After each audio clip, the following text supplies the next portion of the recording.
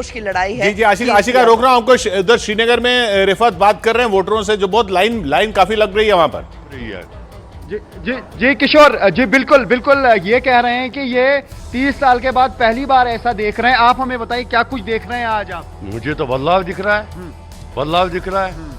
और इंशाल्लाह नए नुमाइंदे जो आएंगे उनकी कामयाबी की हम खुशी में पहले से खुशी मना रहे हैं। चाहते हैं कि यहाँ जो चुन के जाएंगे वो पार्लियामेंट में हर किसी की बात करेंगे। हाँ हमारे यहाँ। आप मुझे बताइए कि उत्साह बहुत ज्यादा है, क्या वजह है? क्योंकि इतने सारे इलेक्शन हुए, जैसे आपने पहले भी कहा कि हजारों में वोट डालते थे, इस बार लाखों में होंगे। क्या लग रहा है आपको, इस बार सारे रिकॉर्ड टूटेंगे? देखिए मुझे लग रहा है कि उत्साह इसलिए है कि बदलाव चाहते हैं। नहीं, मुझे ये बताइए कि आप पुराने रिकॉर्ड टूटेंगे पोलिंग के? बिल्कुल, रिकॉर्ड नहीं, बिल्कुल। तो किशोर ये देखे, आप सुबह से ही लाइनों में कह रहे हैं कि हमने चाय जगह जगह कश्मीर से जगह जहां से भी तस्वीरें आ रही है, देखिए उधर बडगाम से भी, बडगाम की भी तस्वीरें दिख रही हैं। बिल्कुल ये तस्वीरें अब आप देखिए, हम आपको दिखा रहे हैं कैसे लोग जो हैं सुबह से कतारों में लग गए हैं। हालांकि बहुत ठंड है श्रीनगर में, लेकिन बावजूद उसके फेरन पहने हुए हैं, जो वहां के ट्रेडिशनल एक तरह से पहनावा है उसे पहनकर, और यूथ काफी बड़ी संख्या में नजर आ रहा है। इस बीच आपको बड़ी खबर बता दें, प्रधानमंत्री नरेंद्र मोदी ने एक्स पर पोस्ट करके वोटिंग की लोगों से अपील की है। आज प्रधानमंत्री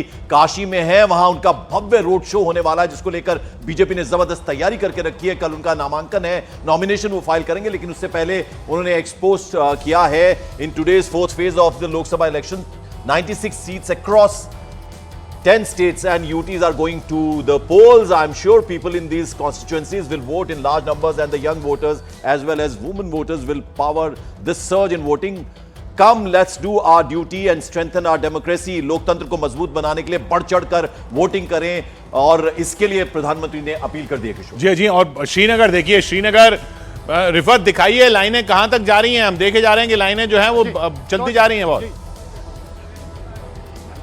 देखिए किशोर, न सिर्फ मर्द बल्कि आप देखेंगे सुबह सुबह खवातीन भी आई हैं, महिलाएं आई हैं, और कुछ महिलाओं के साथ में बच्चे भी हैं। वो पहले चाहते हैं कि वो वोट डालें, और लोग कह रहे हैं कि चाय अभी उन्होंने नहीं पी, यानी नाश्ता अभी उन्होंने नहीं किया, लेकिन वो वोट देना चाहते हैं, अपने मत का इस्तेमाल करना चाहते हैं, अपने पसंदीदा नुमाइंदे को चुनना चाहते हैं, जो पार्लियामेंट में इनके मुद्दे उठाएंगे और इनकी बात करेंगे। तो ये पहली बार देखा जा रहा है इतने सालों में, 1987 के बाद जब यहाँ पे हालात खराब रहे, तब के बाद आज यहाँ समझा जा रहा है कि सबसे ज्यादा पोलिंग होगी, वो भी खास तौर से श्रीनगर में और डाउनटाउन जैसे इलाकों में भी इस बार वोट लेने के लिए लोग ये बहुत बड़ा बदलाव है, बहुत बड़ा बदलाव है। ये श्रीनगर से सुबह सुबह इस तरह की कभी तस्वीरें नहीं देखने को मिली जब से हम देख रहे हैं। मतलब काफी वक्त हो गया, 1987 का जो इलेक्शन है उसके बाद से ये पूरा हुआ कि वहां बॉयकॉट की कॉल दी जाती थी, और फिर जाहिर सी बात है क्योंकि लोग भी जो हैं वो अपनी सुरक्षा के लिहाज से उस बॉयकॉट के कॉल के बाद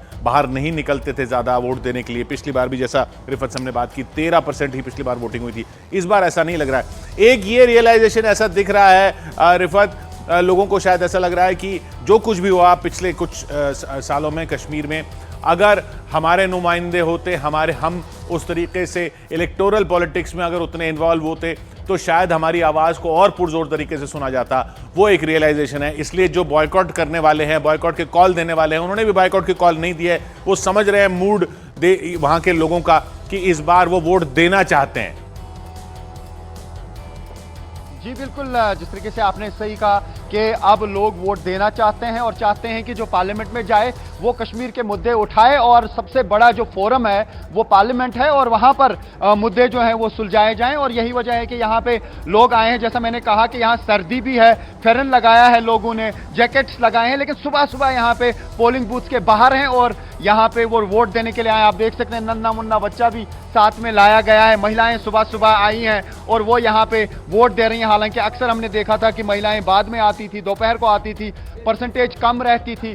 जैसा मैं और खासतौर पर रिफत, किशोर जो युवा है वो वोट करने के लिए आया है, क्योंकि भविष्य जो देश का उनके कंधों पर होता है। तो ये एक बहुत ही सुखद तस्वीर है। जो लोग कहते हैं कश्मीर में क्या बदला है, तो ये बदला है। लोग अब आगे आ रहे हैं, अपना वोट उनका अधिकार है, वो करने के लिए आ रहे हैं। तो ये बड़ी बात है, बहुत बड़ा। और डाउनटाउन में अगर कैंपेनिंग हुई है, डाउनटाउन वो इलाका जहां पर जा ही नहीं सकते थे कैंपेन करने के लिए। टेरर इस कदर था, बॉयकॉट का ज्यादा कॉल करता था कि चुनाव से बहिष्कार। इस बार बहिष्कार की कोई बात ही नहीं है। अमित के पास हम जाएंगे, लेकिन उससे पहले आपको बता दें गृहमंत्री अमित शाह ने भी एक्स पर पोस्ट किया है और वोटिंग की लोगों से अपील की है। प्रधानमंत्री की हमने अपील बताई जी, और उधर वेंकैया नायडू भी यही अपील कर रहे हैं। जी కేవలం మన उनकी Right दूसरी है, language जी की जी वो बातें चल रही तेलुगु में हैं। जरा बात कर रहे हैं। पूर्व उपराष्ट्रपति उधर नीरज। माधवी लता पहुंची हैं वोट देने के लिए। माधवी लता की तस्वीरें दिख रही हैं वहां पर।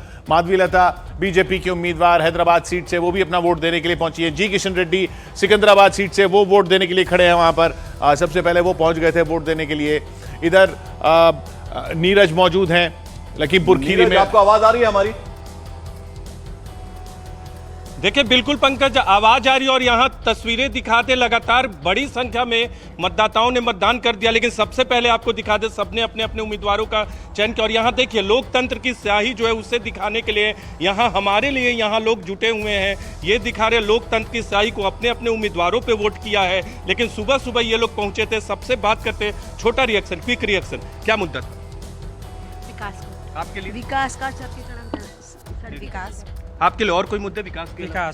विकास के हम भी चाहते हैं खूब ज्यादा विकास हो और ज्यादा ज्यादा काम हो, सड़कें बने, बिजली है, डिग्री कॉलेज। जी जी रोक रहा हूं नीरज, आपको अरुण बुला रहे हैं हमें कन्नौज में। अरुण कहां पहुंचे आप?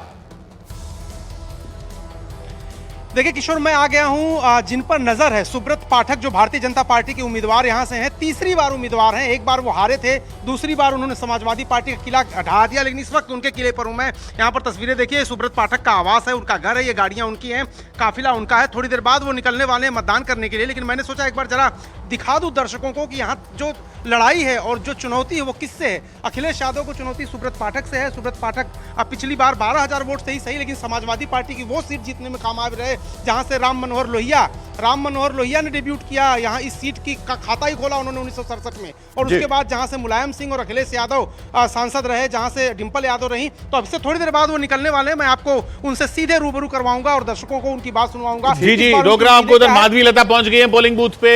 माधवी लता अपना नाम वहां पर रजिस्टर कराती हुई। इसके बाद बस अब वो वोट कास्ट करेंगी। तो नेता जो हैं सबसे पहले पहुंच रहे हैं। वोटिंग अभी अभी कुछ 10-15 मिनट 18 मिनट हुए हैं खुले हुए। किशोर, अगर माधवी लता का जिक्र हो रहा है, बहुत कम समय में पूरे देश में अपनी भाषणों से, अपने बयानों से छा जाना, मुझे लगता है कि उसमें बड़ी उपलब्धि उनके नाम है।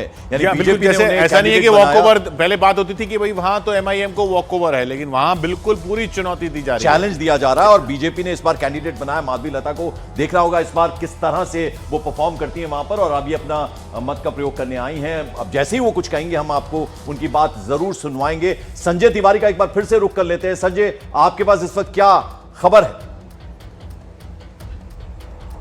पंकज, जो जी किशन रेड्डी जिस मतदान केंद्र पे पहुंचे हैं वहां ईवीएम काम नहीं कर रहा है और पिछले 15-20 मिनट से वो लगातार यहाँ वही हम देख रहे थे, वो तो सबसे पहले पहुंच गए थे वोट देने, वहीं पे ईवीएम काम नहीं कर रहा है। इकट्ठा हो गई है। जी जी बिल्कुल यहाँ पर 7 बजे एग्जैक्ट जो है वो अंदर घुस गए थे। उससे पहले 10 मिनट पहले आ गए थे। तमाम लोगों की भीड़ यहाँ पर लगी हुई है, लंबी कतार लग गई है। लेकिन जहाँ